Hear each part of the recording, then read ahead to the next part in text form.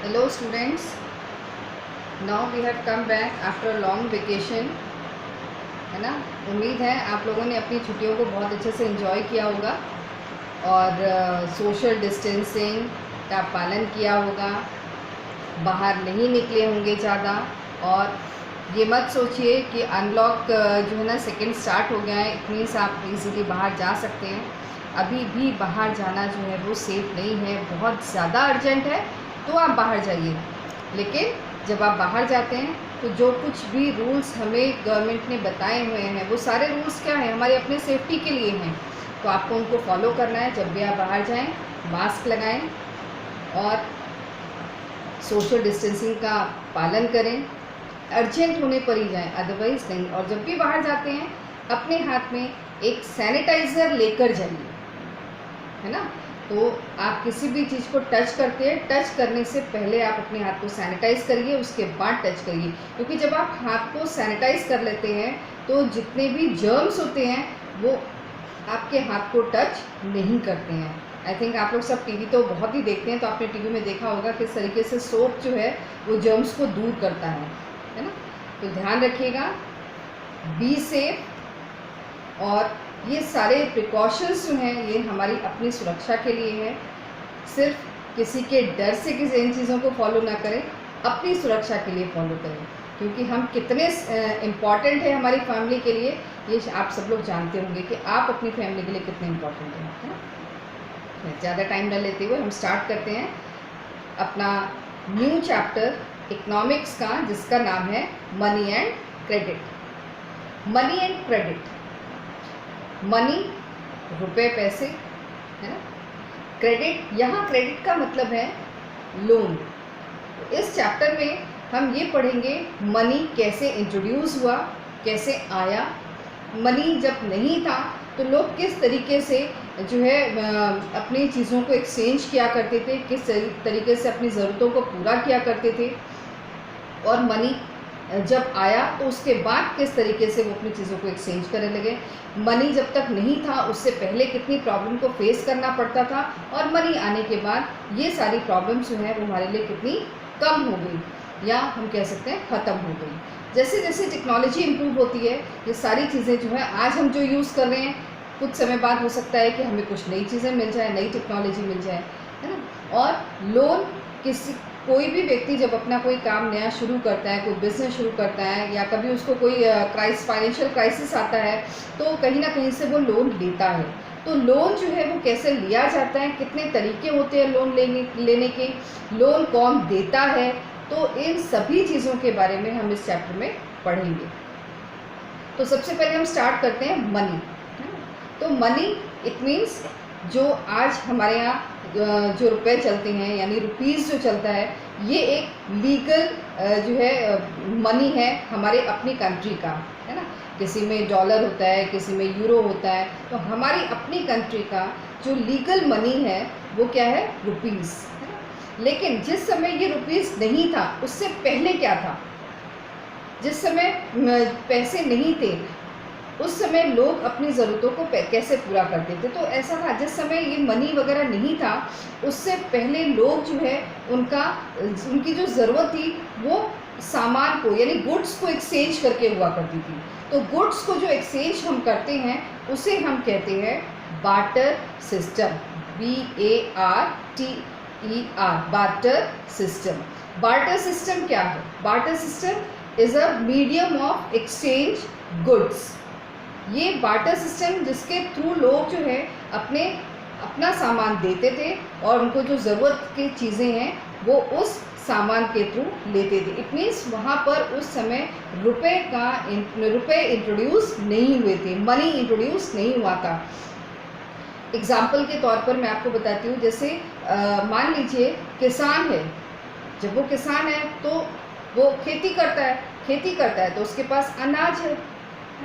और अगर कोई दूसरा शॉपकीपर है, मतलब जो दुकानदार है, सपोज दुकानदार के पास कपड़े हैं, अब अगर इस किसान को उस दुकान वाले से कपड़े खरीदने हैं तो वो क्या करेगा, वो अपने घर से अनाज लेके जाएगा, क्योंकि वो उसके पास अनाज ही है। वो अनाज उसे देगा और उससे कपड़े लेगा। तो इतना आसान नहीं है कि उसने अनाज दिया और कपड़े ले लिया। बार्टर सिस्टम में मीडियम ऑफ एक्सचेंज जो था वो गुड्स था, तो इसके लिए डबल कोइंसिडेंस ऑफ वांट्स का होना बहुत ज़रूरी है। Double coincidence of wants. अब ये डबल कोइंसिडेंस ऑफ वांट्स क्या है? डबल मीन्स क्या है? जो दोहरा हो, मतलब दोनों लोगों के पास हो। और कोइंसिडेंस का मतलब है कि सामने वाले को आपकी चीज़ की ज़रूरत है और आपको उसकी चीज़ की ज़रूरत है, तभी आप किसी न किसी सामान को एक्सचेंज कर सकते हैं, अदरवाइज आप उसे एक्सचेंज नहीं कर सकते। और वांट्स का मतलब है चाहत या इच्छा, है ना। तो एग्जाम्पल जैसे मैं आपको बताती हूँ कि कोई कॉबलर है, जो कॉबलर है वो क्या करेगा? उसके पास एक्सेस में क्या होगा?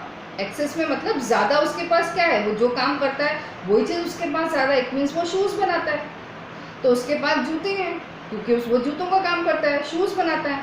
और जो फार्मर है उसके पास क्या है? वो खेती करता है, तो उसके पास अनाज है।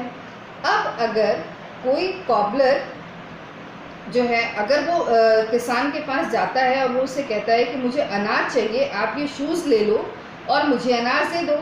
लेकिन अगर किसान को शूज़ नहीं चाहिए, उसे तो कपड़ा चाहिए, उसे तो अपने ड्रेस को सिलवाने के लिए, अपने कपड़ों को सिलवाने के लिए उसे कपड़ा चाहिए। अगर उसे शूज़ की ज़रूरत नहीं है तो वो उस कॉबलर से शूज़ नहीं लेगा और अपना अनाज उसे नहीं देगा। तो कॉबलर को ऐसे व्यक्ति को ढूंढना पड़ेगा जिसे शूज़ की ज़रूरत हो और उसके पास अनाज हो, जिससे वो अपने सामान को एक्सचेंज कर सके। इसे हम कहते हैं डबल कोइंसिडेंस ऑफ वांट्स। तो इसमें क्या है? दोनों की इच्छा होनी चाहिए, जहाँ पर वो अपनी ज़रूरत का सामान ले सके और उसकी ज़रूरत का सामान हम उसके पास मौजूद हो। ठीक है, तो ऐसे लोगों को वो ढूंढेगा। जब ढूंढेगा तो ये क्या होगा? टाइम कंज्यूम होगा। तो बार्टर सिस्टम क्या है? It is a time consuming system, क्योंकि जब तक उसे उसके सामान को खरीदने वाला व्यक्ति और उस व्यक्ति के पास उसकी अपनी ज़रूरत का सामान नहीं होगा, वहाँ पर एक्सचेंज ऑफ गुड्स नहीं हो सकता। ठीक है, तो ये था बार्टर सिस्टम। बार्टर सिस्टम मतलब क्या है? Barter system is a system where goods are exchange, जहाँ पर सामानों को एक्सचेंज किया जाता है अपनी ज़रूरत के लिए। और बार्टर सिस्टम में क्या आता है? Double coincidence of wants. Double coincidence of wants, जहाँ पर व्यक्ति की अपनी ज़रूरत पूरा करने के लिए उसके पास वो सामान होना चाहिए जिससे सामने वाले की ज़रूरत पूरी होती है, उसे हम कहते हैं डबल कोइंसिडेंस ऑफ वांट्स। ठीक है, अब धीरे धीरे जैसे जैसे इम्प्रूवमेंट आया तो ये बार्टर सिस्टम जो था ये ख़त्म हुआ। जैसे जैसे राजाओं ने जो है ना कॉइन्स चलाने शुरू किए, चांदी के सिक्के चले, सोने के सिक्के चले, है ना, कॉइन्स चले। लेकिन ये जो है चांदी के या गोल्ड के जो कॉइन्स स्टार्ट किए गए, दे आर वेरी कॉस्टली, ये बहुत कॉस्टली हुआ करती थी। अशर्फियाँ चली, ये बहुत कॉस्टली हुआ करती थी, तो और इनकी अपनी एक कीमत हुआ करती थी, इसलिए ये कॉस्टली होने की वजह से इनको आगे बंद कर दिया गया। बहुत से राजा ऐसे भी आए जिन्होंने लेदर के सिक्के चलाने स्टार्ट किए, लेकिन वो भी बंद कर दिए गए। और अब हमारे यहाँ जो चलती हैं वो जो मीडियम करेंसी जो हमारे यहाँ चलती है वो कौन सी चलती है? Coins and paper. तो धीरे धीरे धीरे धीरे करके ये जो चेंजेस आए, और चेंजेस आने के बाद आज जो हमारे पास कॉइन्स हैं वो कॉइन्स किसके हैं? मेटल के बने हुए हैं। नोट है वो किसके हैं? पेपर के बने हुए। लेकिन उस मेटल की और उस पेपर की अपनी एक अहमियत है, अपनी एक वैल्यू है। वैल्यू क्यों है? क्योंकि हमारी कंट्री ने उसे लीगली एथोराइज्ड किया है एज अ मनी। ठीक है, इसीलिए उस मेटल की अपनी एक वैल्यू है, और उस पेपर की, हर एक पेपर की वैल्यू क्यों नहीं है? क्योंकि उस पेपर को हमारी आरबीआई ने एक जो है नोट के रूप में अथराइज निकाला है, लीगली उसे निकाला है, जिसको हम मीडियम ऑफ एक्सचेंज के लिए यूज़ करते हैं। अब जब मनी सिस्टम आया, जब मनी आया तो हर व्यक्ति के पास मनी है जिससे वो अपनी किसी भी ज़रूरत की चीज़ खरीद सकता है। तो यहाँ पर डबल कोइंसिडेंस ऑफ वांट्स खत्म हो गया। डबल कॉन्स्टिट्यूएंसी ऑफ वांट्स की ज़रूरत इसलिए नहीं है क्योंकि मनी से हम कोई भी चीज़ खरीद सकते हैं। जैसा मैंने आपको बताया था कि कॉबलर को अगर अनाज की ज़रूरत है और उसके पास शूज़ है, उसको अनाज वाला व्यक्ति नहीं मिल रहा, लेकिन अगर उसके पास पैसे हैं तो वो अपना शूज़ लेकर नहीं जाएगा, वो अपना पैसा लेके बाज़ार में जाएगा मार्केट में और वहाँ से जो है ग्रेन्स को खरीद कर ले आएगा। तो मनी जो है वो हर किसी की ज़रूरत को पूरा कर देता है। मनी जब इंट्रोड्यूस हुआ तो वहाँ बार्टर सिस्टम ख़त्म हो गया, मीन्स एक्सचेंज ऑफ गुड्स ख़त्म हुआ और डबल कॉन्स्टिट्यूएंसी ऑफ वांट्स था वो ख़त्म हो गया। क्लियर। अब आता है forms of money. Forms of money या मॉडर्न फॉर्म्स ऑफ मनी। तो मॉडर्न फॉर्म्स ऑफ मनी में क्या है? Modern forms of money means आज हमारे कंट्री में या हमारे इंडिया में किस टाइप का मनी जो है वो यूज़ किया जा रहा है। जैसा मैंने आपको अभी बताया कि जो मनी यूज़ किया जा रहा है वो मेटल है, ठीक है, मेटल एंड पेपर नोट, ये है हमारे मॉडर्न मनी, ठीक है, मॉडर्न फॉर्म्स ऑफ मनी। और इसी में मॉडर्न फॉर्म्स ऑफ मनी के साथ आता है चेक। अब इसकी ज़रूरत क्या है? देखिए, जब double constituency of wants means जब बार्टर सिस्टम खत्म हुआ तो मनी इंट्रोड्यूस किया गया। फिर हम पैसों से बाज़ार से या मार्केट से कोई भी चीज़ को ईजिली परचेस कर सकते थे। अब धीरे धीरे क्या हुआ, आज जो है वो इंटरनेट सिस्टम आ गया है। आज लोग जो है वो कैश देने की बजाय जो है वो कैशलेस शॉपिंग करते हैं। कैशलेस शॉपिंग कैसे होती है? आपके पास आपका डेबिट कार्ड है ना, आप उसे यूज़ करते हैं, एटीएम यूज़ करते हैं, वहाँ से आप अपना जो है एटीएम को यूज़ करके आप अपने कैश को विड्रॉल कर लेते हैं। आप कभी मार्केट में जाते हैं, स्वैप मशीन को यूज़ करते हैं, वहाँ से स्वैप मशीन के थ्रू जो है आप अपना पेमेंट कर देते हैं। या बहुत सारे ऐप निकल के आए हैं, जैसे पेटीएम है, जैसे हम कह सकते हैं गूगल पे है। तो इस तरह के बहुत सारे ऐप हैं जिसके थ्रू जो है इंटरनेट बैंकिंग के थ्रू जो है हमारा ट्रांजैक्शन होता रहता है। तो एक समय था जहाँ बार्टर सिस्टम था, वहाँ से इम्प्रूवमेंट होके मनी आया, मनी से इम्प्रूवमेंट होके जो है अब हमारा इंटरनेट ट्रांजैक्शन जो है वो स्टार्ट हो गया। तो अब हम ये जो है ये सारी चीज़ें क्या है, ये हमारी आती हैं मॉडर्न फॉर्म्स ऑफ मनी में, मॉडर्न फॉर्म्स ऑफ मनी, ठीक है। तो हम अगर हम नीचे से स्टार्ट करते हैं आफ्टर बार्टर सिस्टम, तो मॉडर्न फॉर्म्स ऑफ मनी में आता है हमारा कॉइन्स, हमारे नोट एंड हमारा चेक। चेक क्या है? चेक मीन्स ये एक जैसे हम लोग अपने बैंक में पैसे डिपॉजिट करते हैं और जब हमें पैसे निकालने की ज़रूरत होती है तो हम उस चेक के थ्रू जो है अपना पेमेंट ले लेते हैं। दूसरी चीज़, अगर बाई चांस आपको किसी को पेमेंट करना है और आपके पास अगर कैश नहीं है या आप कैश नहीं देना चाहते या कैश के साथ आप ट्रांजैक्शन नहीं करना चाहते, तो हम क्या करते हैं, हम अपना चेक काट के उसे दे देते हैं। जब चेक काट के देते हैं तो हमारी बैंक में जो हमारा मनी डिपॉजिट है उस चेक के थ्रू उस व्यक्ति को पेमेंट हो जाता है। तो यहाँ पे आपने क्या किया, यहाँ पे आपने अपने कैश को यूज़ नहीं किया, ये भी एक तरीके से कैशलेस वर्क हो गया, क्योंकि यहाँ पर हमने उस व्यक्ति को पेमेंट करने के लिए किसी भी तरीके का कैश यूज़ नहीं किया है। उस व्यक्ति को पेमेंट करने के लिए हमने चेक का यूज़ किया है। हमने उसे चेक किया, उसने चेक जाके बैंक में लगाया और हमारे अकाउंट में से चेक में जितना अमाउंट लिखा था उतना अमाउंट उसको दे दिया गया, ठीक है। तो ये भी एक मॉडर्न फॉर्म ऑफ मनी में आता है, ठीक है। अब इसके बाद आता है deposits with bank. Deposits with bank में आता है कि हाँ, बैंक जो है वो क्या काम करता है, ठीक है।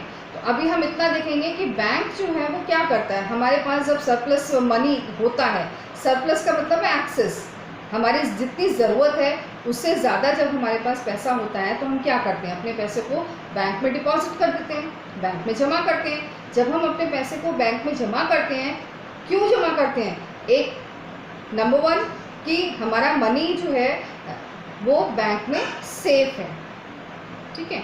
सेकेंड चीज़ क्या है कि जब हम अपने बैंक में पैसे को जमा करते हैं तो बैंक हमें हमारे जो जमा पैसा है उसके ऊपर हमें कुछ % इंटरेस्ट देता है। तो आपको दो प्रॉफिट होते हैं जब हम बैंक में डिपॉजिट करते हैं, जमा करते हैं। कोई भी अपने सरप्लस मनी को जब जमा करते हैं तो क्या फ़ायदा मिल रहा है आपको? सबसे पहली चीज़, योर मनी इज सेफ, आपका पैसा बैंक में सेफ है, सुरक्षित है। दूसरा, एक तो बैंक आपके पैसे को सुरक्षित रखती है, दूसरा बैंक क्या करती है कि आपने जितना पैसा जमा किया है उसके अकॉर्डिंग वो आपको कुछ रेट ऑफ इंटरेस्ट भी प्रोवाइड करती है। ठीक है, तो दो चीज़ वहाँ होती हैं। अब बैंक में ये था हमारा डिपॉजिट विद बैंक।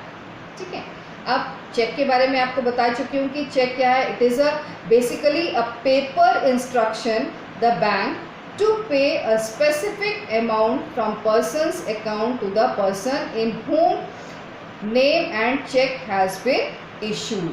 मीन्स ये एक पेपर इंस्ट्रक्शन है बैंक के लिए। पेपर इंस्ट्रक्शन क्यों? क्योंकि चेक जो है वो एक पेपर का है। एक पेपर इंस्ट्रक्शन है बैंक के लिए, किसके द्वारा? जिसका अकाउंट बैंक में है। उस व्यक्ति ने एक इंस्ट्रक्शन दिया है बैंक को कि जिस व्यक्ति का नाम उस चेक में लिखा है उस व्यक्ति को हमारे अकाउंट में से दैट पर्टिकुलर अमाउंट जो है वो दे दिया जाए। तो ये डिपॉजिटर कौन है? जिसका पैसा बैंक में डिपॉजिट है या जो अपने पैसे को बैंक में डिपॉजिट कर रहा है वो डिपॉजिटर है। तो डिपॉजिटर ने चेक के थ्रू बैंक को इंस्ट्रक्शन दिया है कि मेरे अकाउंट में से इतना रुपया उस व्यक्ति को दे दिया जाए जिसका नाम इस चेक में लिखा है। और क्योंकि ये हमारे इंस्ट्रक्शन थे कि हमारे अकाउंट में से इतना दे दिया जाए, तो उस चेक को बैंक ने क्लियर किया। इट मीन्स बैंक ने हमारे अकाउंट में से उतना पैसा उठा के उस पर्टिकुलर व्यक्ति को दे दिया। ठीक है, अब आता है modern banking system. Modern banking system it means bank जो है वो क्या करती है। ठीक है, बैंक का होना क्यों ज़रूरी है? तो दो चीज़ें तो हम पढ़ चुके हैं कि बैंक हमारे पैसों को सेफ रखती है। दूसरा, बैंक हमें हमारे जितने भी उसमें हम पैसे जमा करते हैं उसका हमें कुछ % इंटरेस्ट भी प्रोवाइड करती है। और क्या करती है बैंक? और क्या करती है बैंक? हमारे चैप्टर का सेकंड पार्ट क्या था? क्रेडिट। जिसका मतलब क्या मैंने आपको बताया था, यहाँ क्रेडिट का मतलब है लोन से। ठीक है, तो बैंक का दूसरा काम क्या है? बैंक का दूसरा काम है लोन प्रोवाइड करना। ठीक है, तो अपने दूसरे वीडियो में मैं आपको ये बताऊंगी कि बैंक किस तरीके से लोन प्रोवाइड करता है। क्लियर?